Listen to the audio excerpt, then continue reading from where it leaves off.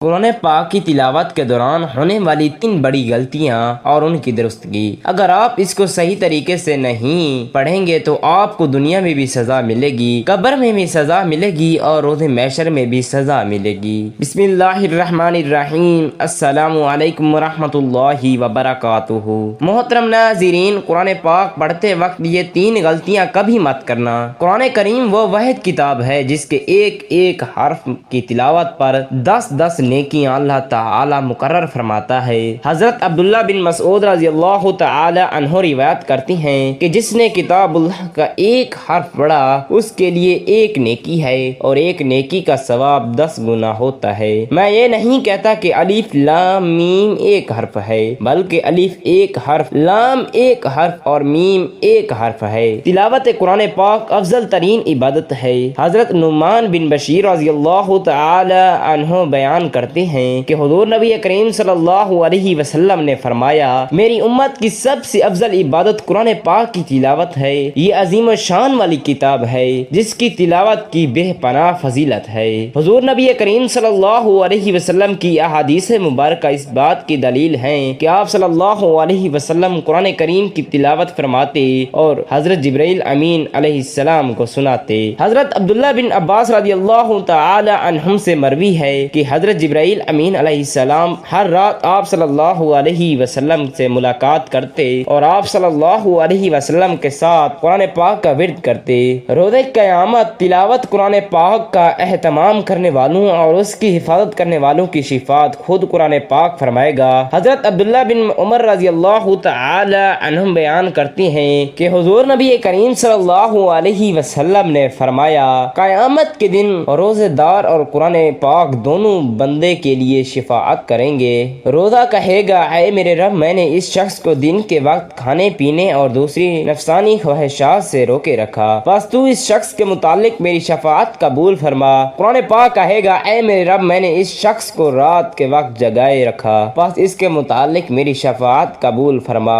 آپ صلی اللہ علیہ وسلم نے فرمایا، ان دونوں کی شفاعت قبول کی جائے گی۔ حضرت عائشہ صدیقہ رضی اللہ تعالی عنہا سے روایت ہے کہ نبی پاک صلی اللہ علیہ وسلم نے فرمایا، وہ شخص جو قرآن پاک پڑھتا ہے اور اس میں ماہر ہے وہ معزز اور فرما بردار فرشتوں کے ساتھ ہوگا، اور جو شخص قرآن پاک پڑھتا ہے اور اس میں اٹکتا ہے اور اس پر مشقت محسوس کرتا ہے اس کے لیے دوہرا اجر ہے۔ حضرت ابو ہریرہ رضی اللہ تعالی عنہ روایت کرتی ہیں کہ نبی پاک صلی اللہ علیہ وسلم نے فرمایا، جب بھی لوگ اللہ تعالی کے گھروں میں سے کسی گھر میں جمع ہو کر اللہ تعالی کی کتاب کی تلاوت کرتے ہیں اور آپس میں اسے پڑھتے ہیں تو ان پر سکینت نازل ہوتی ہے، ان پر رحمت چھا جاتی ہے اور فرشتے ان کو گھیر لیتے ہیں اور اللہ تعالی ان کا ذکر اپنے پاس موجود فرشتوں میں کرتا ہے۔ حضرت عثمان بن عفان رضی اللہ تعالی عنہم سے روایت ہے کہ نبی پاک صلی اللہ علیہ وسلم نے فرمایا،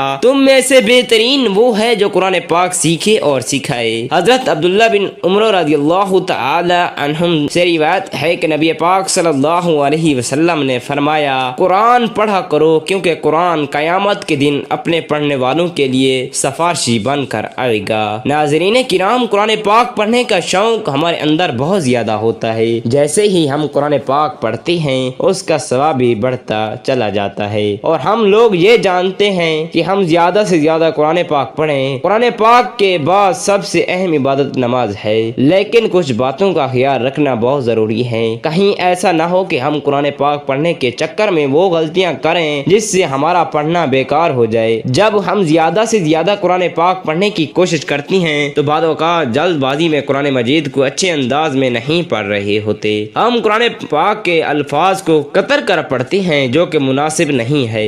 قرآن مجید پڑھتے وقت اس بات کا خیال رکھیں کہ اس کے الفاظ بالکل صاف نکلیں، کیونکہ جلد بازی میں اگر زبر زیر کی بھی غلطی ہو جائے تو آیت کا مفہوم بدل جائے گا۔ بعض لوگ بڑے فخر سے بتاتے ہیں کہ ہم 10 منٹ میں پارہ پڑھ لیتے ہیں، ایسا ہرگز مت کریں، کیونکہ اگر آپ کی غلطیوں کی وجہ سے قرآن پاک کا ترجمہ بدل جائے تو آپ بہت بڑے گناہ کے مرتکب ہوں گے اور سزا بھی بہت سخت ہوگی۔ اللہ تعالیٰ قرآن مجید پڑھنے والے کی صفات دیکھتے ہیں، مقدار ہرگز نہیں دیکھتے۔ حدیث میں آتا ہے کہ جو شخص قرآن پاک کو پڑھنے میں دشواری محسوس کرے لیکن پھر پھر بھی کوشش کرے۔ اللہ تعالیٰ کے نبی پاک صلی اللہ علیہ وسلم نے ارشاد فرمایا کہ اس کے لیے دگنا ثواب ہے۔ اللہ تعالیٰ فرماتے ہیں اے میرے حبیب قرآن پاک کو خوب ٹھہر ٹھہر کر پڑھا کرو۔ اکثر لوگ قرآن پاک کو تو پڑھتے ہیں لیکن ان کے ہونٹ حرکت نہیں کرتے۔ قرآن مجید کو آپ دل ہی دل میں پڑھ رہے ہوں لیکن وہ تلاوت نہیں کہلائے گی، اس لیے آپ اگر قرآن مجید پڑھیں تو آہستہ یا زور سے پڑھیں، مگر الفاظ کی ادائیگی آپ کی زبان سے ہونا ضروری ہے۔ اللہ تعالیٰ سے دعا ہے کہ ہمیں قرآن پاک کو صحیح طریقے سے پڑھنے کی توفیق عطا فرمائے، آمین۔ ناظرین، میرا پڑھنا اور آپ کا سننا اللہ تعالیٰ اپنی بارگاہ الہی میں قبول و منظور فرمائے، آمین ثم آمین۔ کامنٹ باکس میں اللہ تعالیٰ کے 99 ناموں میں سے ایک نام ضرور کامنٹ کریں۔